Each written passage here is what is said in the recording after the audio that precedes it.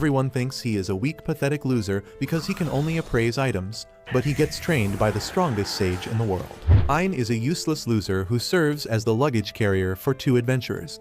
While the playboy swordsman and the TikTok thought wizard fight a giant monster rat, he just stays behind and waits for his chance. The adventurers finish the rat soon, and then tell Ein that it is his turn to find something valuable in the corpse.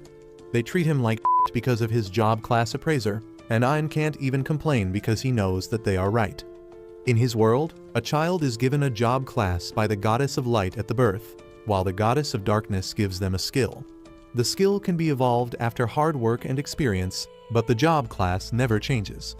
At the top of the list, there are the rare jobs like strategists and generals that only a few people get. Below them are the high common jobs that are mostly suited for combat. And at the bottom of the pyramid are the low common jobs like Ein's appraiser job. He thought he could make a fortune for himself by finding treasure during adventures, but he is just a lackey to the two adventurers now. He appraises the monster rat's body and learns that it is F rank, but its teeth are of D rank. He tries pulling them out, but he doesn't even lift, so he has no strength in his arms. He asks the swordsman Zord to help him with this, but the lashes out at him, telling him to do his job himself. He says that it is Ein's job to search the garbage for valuables, and if he can't do even that, he should not be in their party. He throws a stone at Ein's head, which makes him furious, but when the swordsman kicks him for staring at him, Ein acts like a cuck and apologizes. He has no choice but to tear apart the rat's corpse with his bare hands, while the two adventurers talk about him and his job class. They say that the only reason they allowed him to join their party is so that they didn't need to carry whole monster corpses to the guild to get them appraised, and he should be grateful to them for it. Ein knows that he has to keep working as an adventurer to get rich, so he swallows his frustration just like his uncle's yogurt. He keeps following Zord and the wizard girl Jeline, who suddenly find the corpse of a strong monster called the Hellhound. They think it is their lucky day because Hellhound parts can sell for a lot, and tell Ein to get to work immediately. He tells them that this setup seems suspicious because Hellhounds are not even found on this floor, but they tell him to stop thinking about things above his pay scale.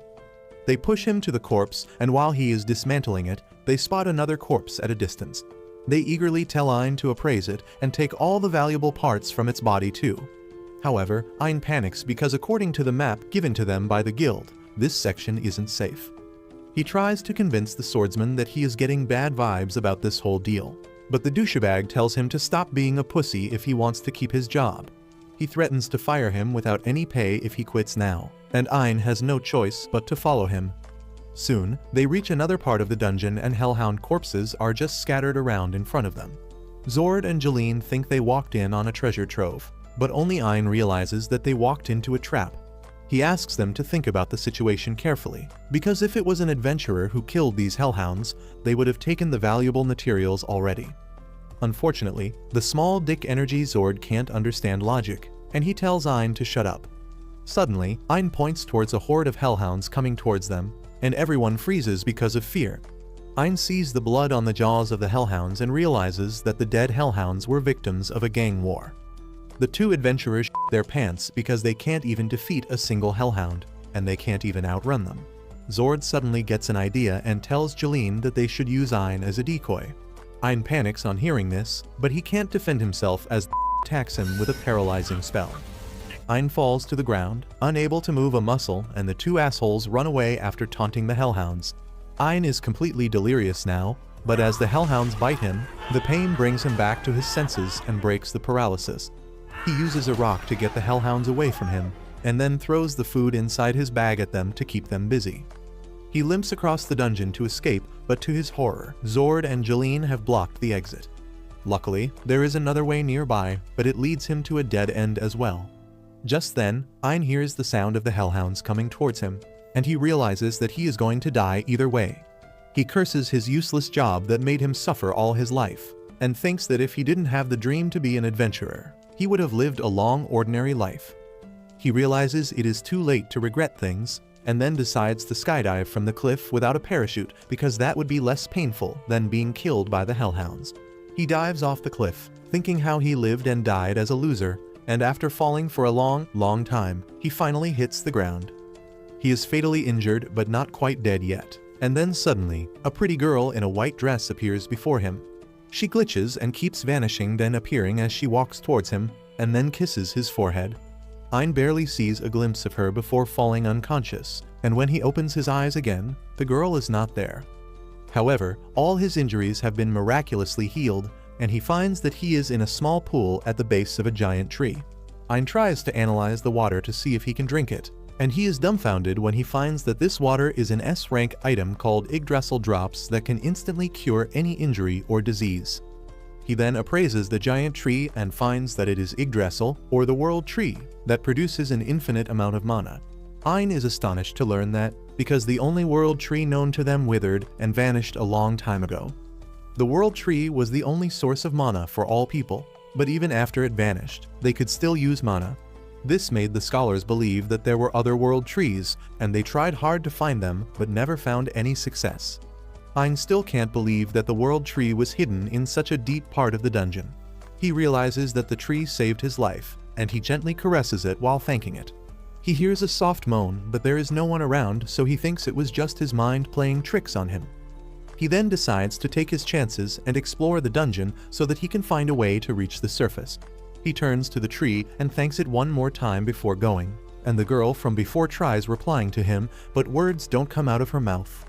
Ein heads into the dungeon, thinking that this place must be really difficult to cross because even the guild has not reached so deep. He still keeps moving ahead because he has no other choice. He doesn't encounter any monster for a while and lets his guard down, and then suddenly, a swift attack cuts his ear off, turning him into Van Gogh. Ein panics, but before he can do anything, another swift strike cuts his fingers.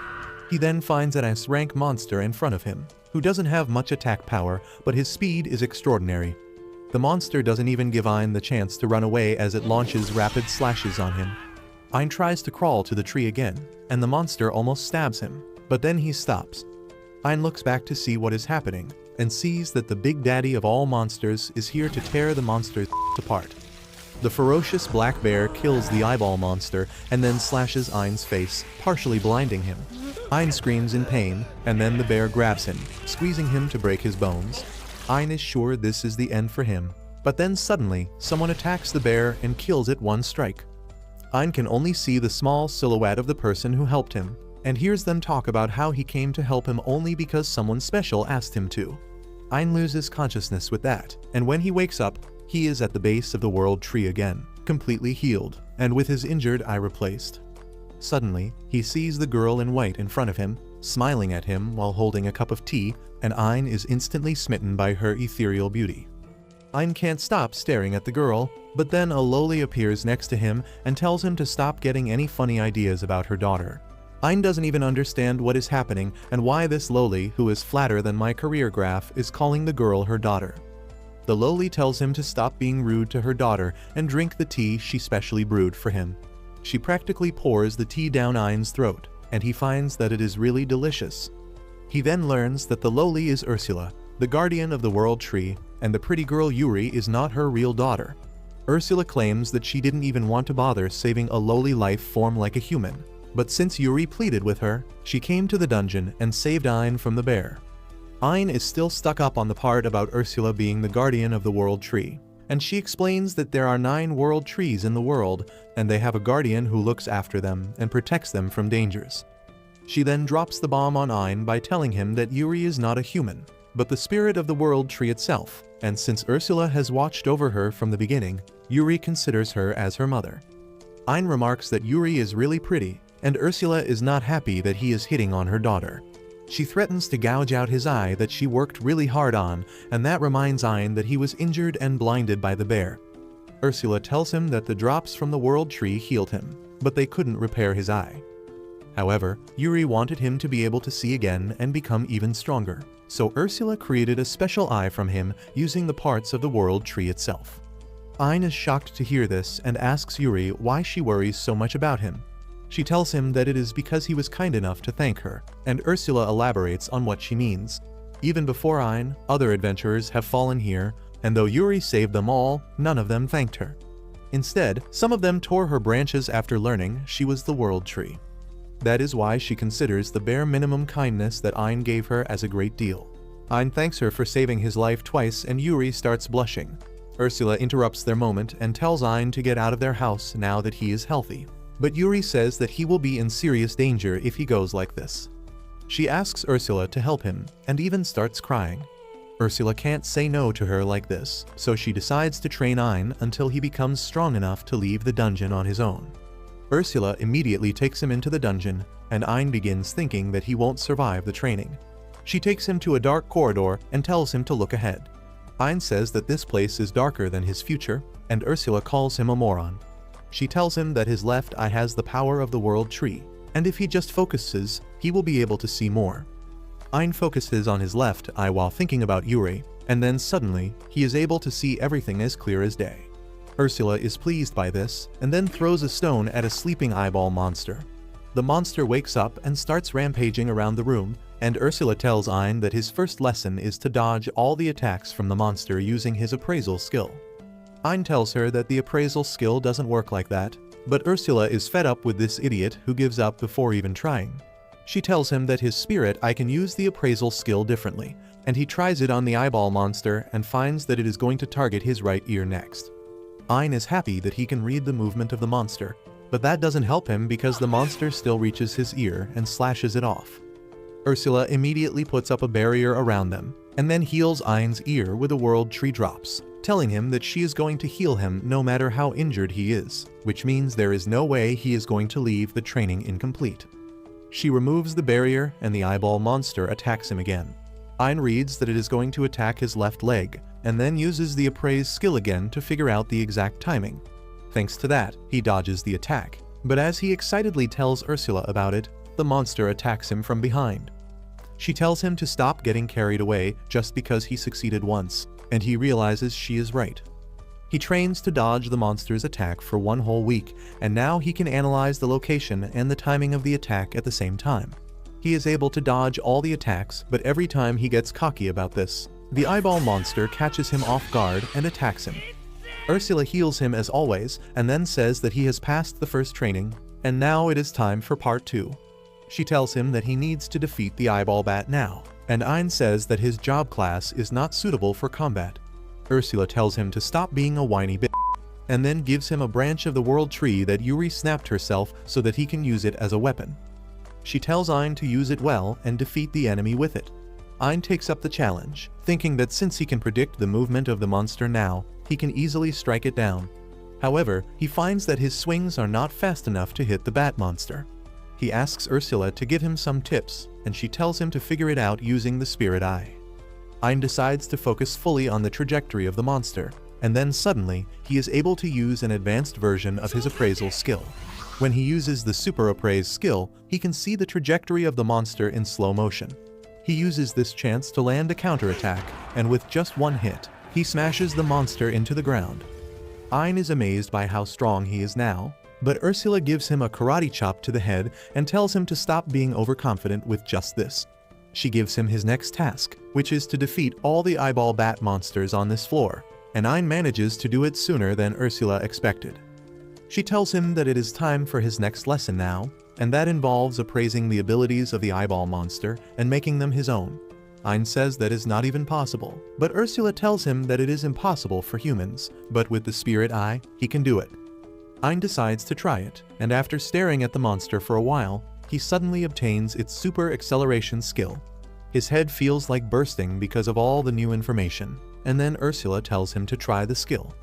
Ein takes a crouching start and then runs like my dad after my birth, but his muscles rip apart because they are not meant to handle that level of stress. He falls to the ground, and Ursula heals him with the world tree drops. She tells him to keep running till he drops, and she will heal him. His muscles will become stronger each time, and by doing this hundreds of times, he will have a body that can endure anything. After a few days, his body becomes much stronger, and for his next lesson, Ursula tells him that she will let him appraise her skills even though she really doesn't want to. Ein asks her about the skill, and Ursula hits him with a fireball without warning. She tells him that the ability she is teaching him is to cast magic without chanting spells, and tells him to appraise her ability in the short time she shoots a fireball at him. Ein can't do it and gets roasted medium well instead, so Ursula just heals him and then shoots him again. After a while, Ein learns how to cast fireballs without chanting a spell, but he collapses quickly because he doesn't have enough mana. Luckily, the world tree drops from Yuri refill his mana quickly and even increase his mana capacity. Ein keeps up at his training for about half a month, and he is able to cast hundreds of fireballs at once and also use intermediate magic. Ursula tells him that he is finally strong enough to explore the dungeon on his own, but before that, she wants to conduct a final test. She takes him to fight a death bear, and Ein gets nervous because of his past trauma. Ursula tells him to be more confident because he has trained hard to become strong, and then pushes him in front of the bear. Ein shoots it with fireballs, but he is a stormtrooper at heart, and none of his attacks hit. Luckily, the smoke acts as a distraction, and Ein uses the super speed skill to reach behind the bear. It tries attacking him, but Ein uses the super appraisal skill to see things in slow motion, and then shoots a powerful wind spell at the bear. He then shoots fireballs at the bear without stopping, hitting some and missing some, but in the end, he manages to knock down the S-rank monster. He then appraises the death bear's abilities and absorbs the S+ rank skill Steel Cutter that gives extraordinary durability and piercing power to his attacks. While he is recovering from the headache after absorbing the skill, Ursula tells him that he has completed his training, and now he is ready to climb up the dungeon by himself. She then takes him back to the World Tree, and tells him to be grateful because she is going to give him a final gift before he goes. The gift is the remaining spirit core of the World Tree, and Ein says that he can't take it because it is really valuable. Ursula tells him that they are just loaning the power to him, because once he dies, the core will automatically return to the World Tree. She uses her magic power to fuse the spirit core with Ein's prosthetic eye, but he doesn't feel any difference. The old lowly tells him that it will take a moron like him a lot of time to understand the true power of the enhanced prosthetic eye. Ein then turns towards Yuri to thank her, but she is nowhere to be seen. He asks where is she, and Yuri replies to him from within his prosthetic eye before manifesting in her human form. Ein doesn't understand what is going on, so Ursula explains that since his eye has the spirit core of the World Tree, it is basically a replacement for the World Tree. That means Yuri can live inside it, and this way, she is going to be with him no matter where he goes. Yuri excitedly tells Ein that she will heal him from all injuries and diseases using her World Tree drops, and though he is grateful for that, he asks Ursula if it is fine for him to take the spirit of the World Tree with him. Ursula dropkicks him because she doesn't want to send Yuri with some random human, but she also wants the girl to explore the world and make some good friends. That is why she has decided to entrust her to Ein, because even though he is an idiot, he is a good person. Ein swears that he will take good care of Yuri, and Ursula tells him that he better do that. She then creates a glowing tattoo on his hand, which is the infinite storage spell. After that, she pulls out a spirit sword she created from the raw materials Yuri gave her and tells Ein to put it in his storage. Before he can do that, Ursula stabs his normal and then makes him swallow a magic stone so that it can replace his injured eye. Ein asks her what the hell did she just do, and she explains that his right eye is now replaced with the sage stone that will link their minds. Using that, they can communicate with each other anytime, and Ursula can watch everything Ein is seeing. She tells him that if she finds him getting too close to her daughter or beating it to her, she will find him and kill him. After that, Ein asks Yuri if she has any special plans once they reach the surface, and she says that she wants to meet her sisters. Ursula explains that originally there was just one giant world tree, but it got separated into 9 parts, and Yuri is just one of them. The rest of the world trees are her sisters, and Ein promises that they will travel all over the world to meet them. With that, he finally starts his journey, and Ursula keeps telling him about which route to take and which monsters he will face. Ein finds that defeating S-rank monsters is much easier now, and he doesn't even get a headache on absorbing their abilities because Yuri heals it instantly. Soon, he reaches the boss room, and Ursula tells him that unless he defeats the boss, the path to other floors won't open. Ein is not sure about it because the boss monster is going to be much stronger than anything else he has faced, but Yuri and Ursula tell him to have faith in himself. Motivated by their words, Ein enters the boss room and finds the dungeon core in front of him. Suddenly, a summoning circle appears on the ground, and from that emerges a giant stone golem. Ein tells Yuri to get back inside his eye, and then rushes towards the golem. He avoids the first attack easily, but then the golem throws a powerful punch at him. Ein uses another one of his acquired skills to turn his hands as hard as steel, but the effect of the punch rips apart his leg muscles. Yuri heals him on the spot, And then he uses the dissolving poison skill he got from killing a giant snake to melt the golem's hand. That makes the golem really furious, and it begins to recklessly attack Ein, who somehow escapes from its rampage and hides behind some rocks. He realizes that he can't get close to the golem now, but then Ursula tells him to use the ultimate spell she taught him because he has enough mana for that now. Ein decides to act on her advice and immediately uses the ultimate magic Nova Strike on the golem, hitting it with the power of a meteorite and melting its body. He can't believe that he can do this now, and then Yuri comes outside his body and starts healing him. Ein holds her hands as he thanks her, and Yuri starts blushing. That doesn't sit well with Ursula, who tells him to focus on appraising the golem's remains. Ein appraises the golem's body and gets some high-level defensive and offensive abilities. Ursula tells him that he can also appraise the dungeon core, and Ein is not certain if that will be safe. Just then, Ursula teleports near him and appraises the dungeon core for him. She finds that it is similar to the spirit core of the world tree, and uses it to strengthen Ein's prosthetic eye. She tells him that he can defeat more dungeon bosses and use the core to improve the power of his spirit eye, and that will make him even stronger. With that, the three of them exit the boss room, and the doors close after them. Ursula says that since the dungeon core has vanished, the dungeon is effectively sealed off now. That means the path to the world tree has been shut down, and even the hole through with Ein fell must have been sealed. She says that now no one can reach the world tree, and that means she doesn't have to stay behind to protect it. She decides to come along with Yuri and Ein, and soon they reach the surface. Meanwhile, in a bar in the city, the swordsman Zord is out drinking with some fellow adventurers. He tells them the story of how his party was surrounded by hellhounds in the dungeon, and they didn't think they would make it out alive. But then he twists the facts and says that it was Ein who decided to sacrifice himself to save others. He begins acting like he is deeply grateful to Ein to get some sympathy from other adventurers. But as he sees Ein standing behind him, he spits out his drink. Zord asks him how the hell is he still alive, and when Ein tells him that he simply defeated the monsters, he refuses to believe that.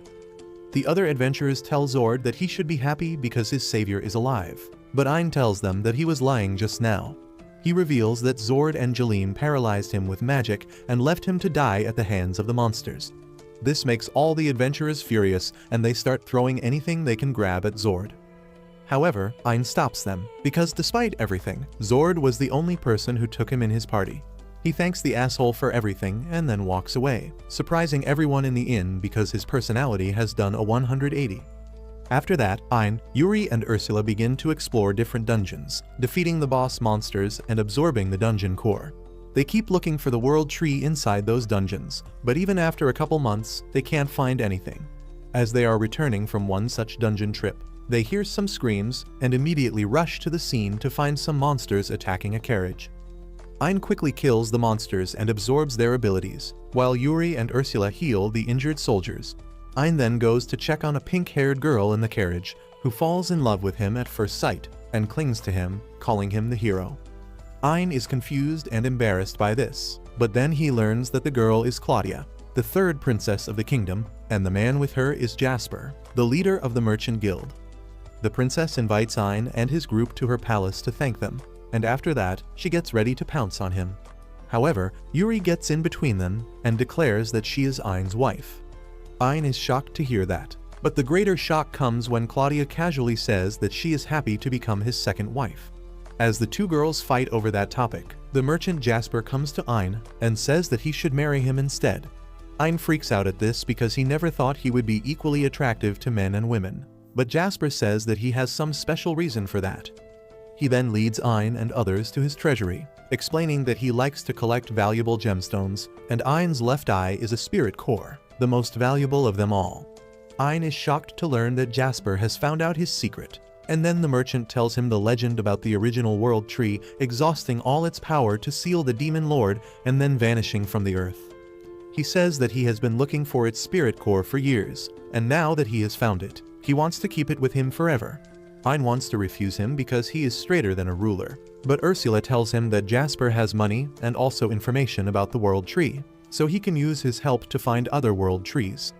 Ein reluctantly agrees to get close to him, but says that they will only be friends in the beginning. Jasper has no problem with that, and he tells Ein that one day he will surely be a proud member of his harem.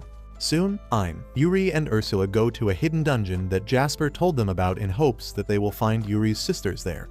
Ein enters the dungeon alone and soon runs into a dead end.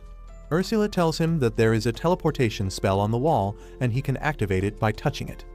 Just as Ein touches the teleportation spell, he finds himself in a huge forest. He freaks out on seeing a forest within a dungeon, and Ursula says that it seems that a powerful illusion has changed the appearance of the dungeon.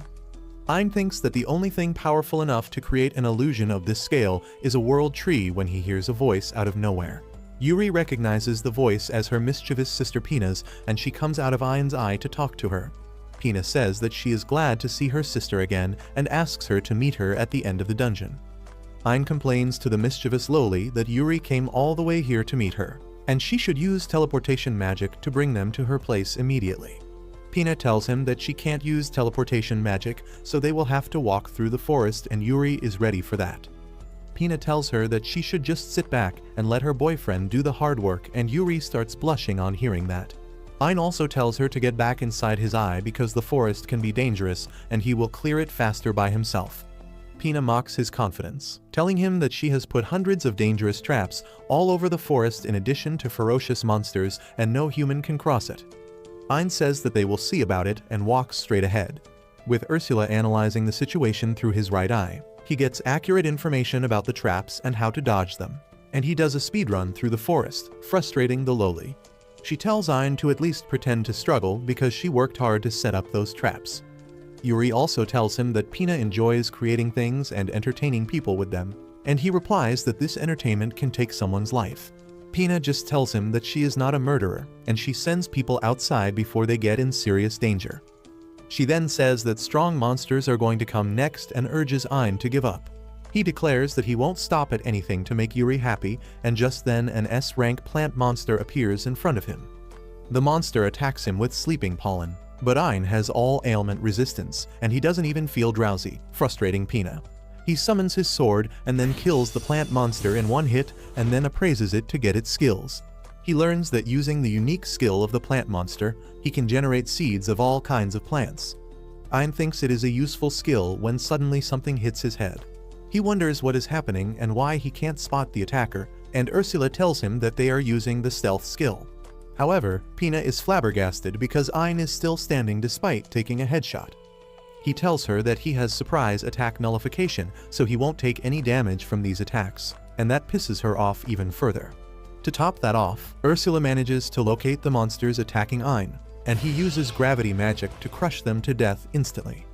The stealth ants turn visible after they die, and he uses appraisal skill to copy their stealth skill as well as explosive leaping power. Pina starts crying because nothing is working on him, but she regains confidence as she sends two S-rank monsters to attack him at the same time.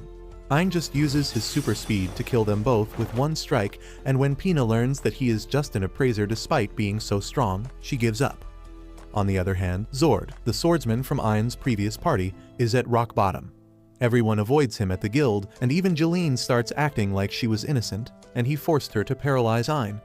The simps from the guild trust Jeline and kick Zord out, saying that no one will ever form a party with him again. Zord gets enraged at this, and he curses Ein for surviving because if he had died peacefully, this would not happen.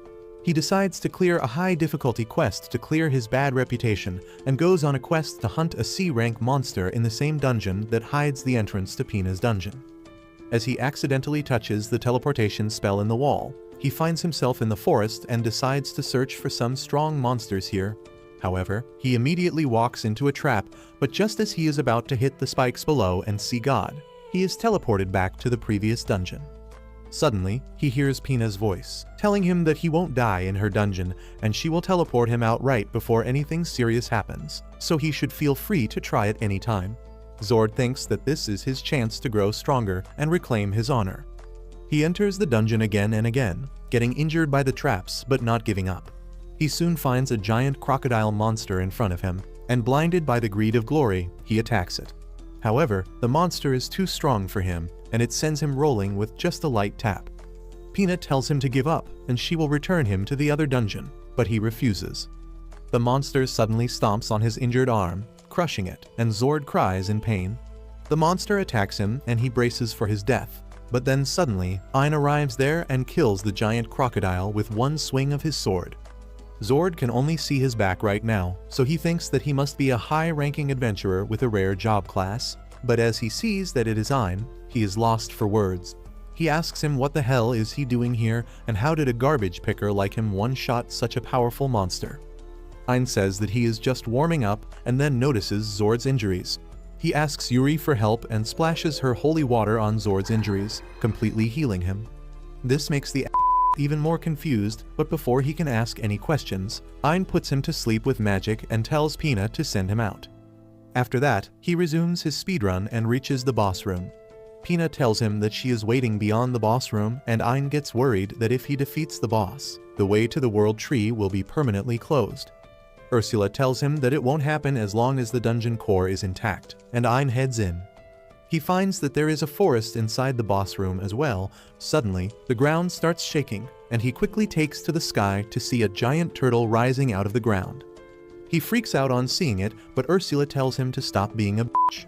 He attacks the turtle with fireballs, but they don't do any damage, and then the turtle shoots a powerful water blast at him. Ein uses super appraisal to slow down time, and then uses the parry skill to return the water blast to the turtle. But surprisingly, its own attack doesn't damage it as well. Ein suddenly realizes the trick behind it, and he goes in front of the boss monster and gets under its stomping feet intentionally. However, the attack didn't even touch him at all, and now he is certain that the giant turtle is just an illusion. He uses a skill to dispel the illusion and reveals that the boss monster was actually a tiny and adorable turtle monster. Ursula compliments Ein for figuring this out on her own, because even she couldn't see through the powerful illusion. Ein then picks up the baby turtle and appraises it to find that it is the child of one of the 4 mythic beasts of creation. And Ursula freaks out on seeing the description because the 4 mythic beasts are almost on the same level as the original world tree. After that, Ein turns to Pina, asking if he needs to defeat the adorable baby turtle to clear the trial because he has already won. She tells him that he needs to defeat it since it is the boss, but Ein and the baby turtle give her the innocent puppy eyes and she folds. She allows Ein and others to come to her location, and then the 2 sisters have an emotional reunion. Pina then quickly gets to business and asks Yuri if she can also come with her, because she has grown bored of staying inside the dungeon. Ein has no issue with that because that means another girl in his group and more power to his left eye, so he immediately agrees. After that, the baby turtle climbs down from Ein's shoulder and transforms into a girl. She introduces herself as Kuroheim, Pina's guardian, and the daughter of the divine beast Genbu. Ein freaks out on seeing this, but the one who is more shocked is Ursula, who goes into the attention position and begins talking to Kuro like she is the strictest teacher in the school. Ein doesn't understand what is going on, and then Ursula tells him to take Kuro's permission before taking Pina out. He kneels before Kuro to ask for permission, and she gladly agrees. She presents a sage stone to Ein because she also wants to come with him and see the world. Soon, Ursula processes Pina's spirit core and enhances Ein's spirit eye with it, leveling it up.